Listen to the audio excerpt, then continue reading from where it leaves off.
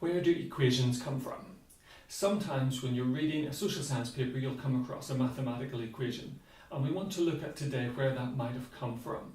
And the take-home message is that inventing those equations is an act of creation, similar, not identical, but similar to writing a short story or writing a scary novel.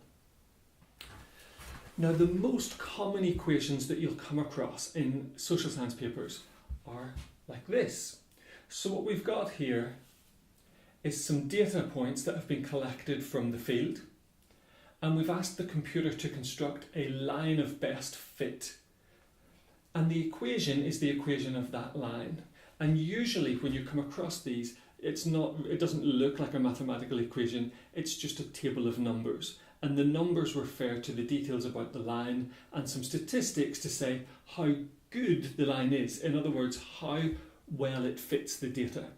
But we're not talking about that today. We're talking about creating an equation from theory. Now, we haven't talked on this channel about what theory is, but for now we're just going to say it's an idea.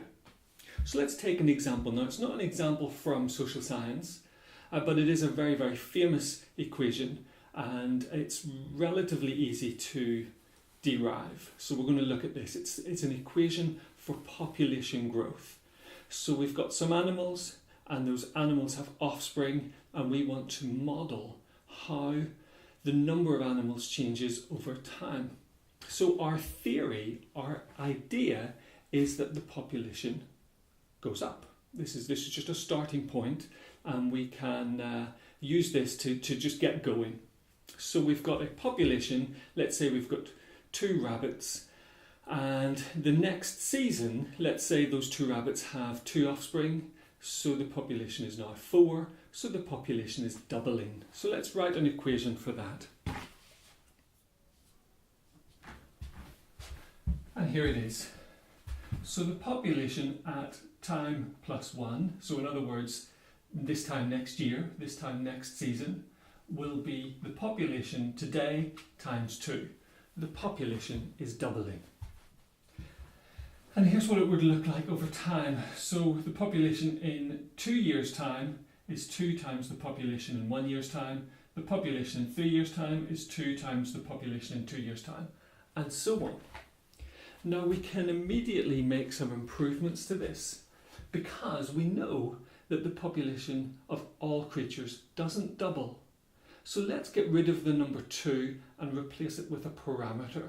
And a parameter is just like a knob. It's just like a dial that we can twist and turn to adjust the results to fit data that we might collect in the future. And all I've done is I've created a parameter called R, and my equation is now the population in the next season is R times the population in the current season. And then I can set R to be any value I want. So if the population isn't quite doubling each year, I can set R to be just below 2. So R can be 1.8 or 1.5. And I can see what will happen over time. And if I go out into the field and collect data on cows, on rabbits, on crocodiles, I can set a different R for each different animal species. Now, why would a social scientist create an equation like this? Well, the reason is to do an analysis of a complex situation. So the equation is the model of the situation, and then we can undertake an analysis of that equation and indirectly an analysis of the situation. So even with this simple equation, we can start to do an analysis, and the analysis is as follows. If our parameter R is greater than 1, over time the population is going to increase. If the R parameter is less than 1, over time the population is going to decrease, and eventually it will effectively become 0. And if R equals 1, the population will be steady. Now, I haven't factored in the deaths of animals directly, but the deaths of animals could help determine the value of R. So if each mating pair of animals has 2 offspring each year, but the population isn't doubling each year because of animals dying out, I can just adjust R slightly down. But eventually, the population in a particular area, in a particular ecosystem, is going to hit a maximum.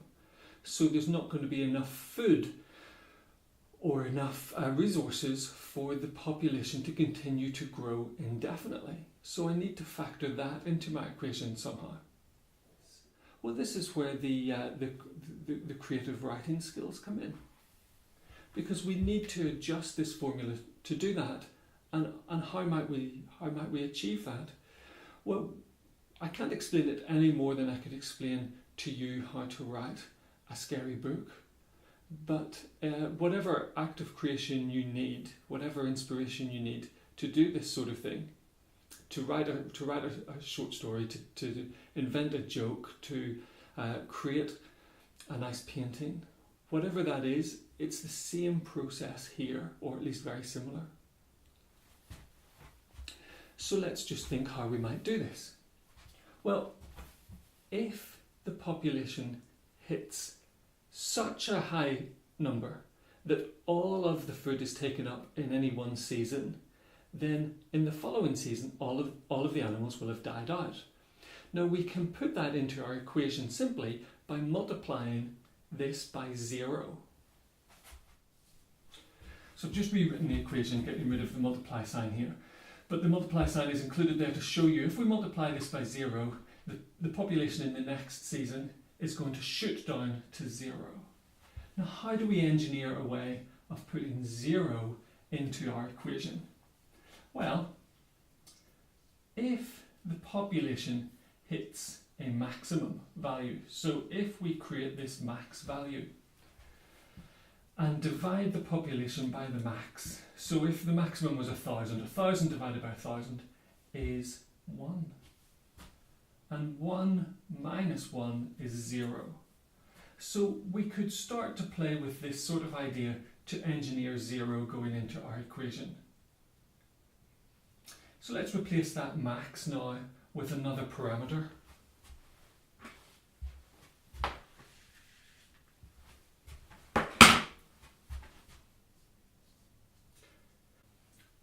We've got another knob now, we've got another dial that we can tune. And if A is at the max, this will equal 1, and 1 minus 1 will be 0. If A is as low as it could possibly be, if it's 0, this will be 0, 1 minus 0 is 1. Up here we'll have 1, so we'll just have the normal R times population. So this would seem to be a tunable value between the maximum that a population can be and the minimum that a population can be. And it turns out that this equation is quite useful to qualitatively describe populations. So we couldn't use this necessarily to make predictions, but we can use it to see what happens to populations over time. And it's called the logistic equation. Usually it's written like this. Now, to get from here to here is probably the most complicated mathematics involved in this, and that's why we're not going to touch it. But essentially all that you have to do to go from here to here is define x as being p over a, so define this new term x and divide through this by a. But we won't go into that. It's not that complicated, but it's also not that interesting.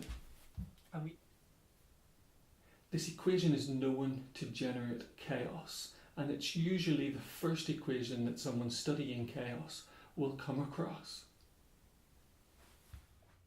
Okay, so to show you some of the chaos that that equation generates, this is the computer drawing what's known as the bifurcation diagram, and we might explain this in another video, but the main message today is that if you didn't feel that you were very good at mathematics at high school, what you actually weren't very good at is a branch of mathematics called numeracy, and that branch isn't, it's the basis of mathematics, but in social science, basic mathematics is usually good enough, And what we need is creativity to use that basic mathematics in a clever way. So there it is. Where do equations come from? That's what it looks like if we run it through a bit faster.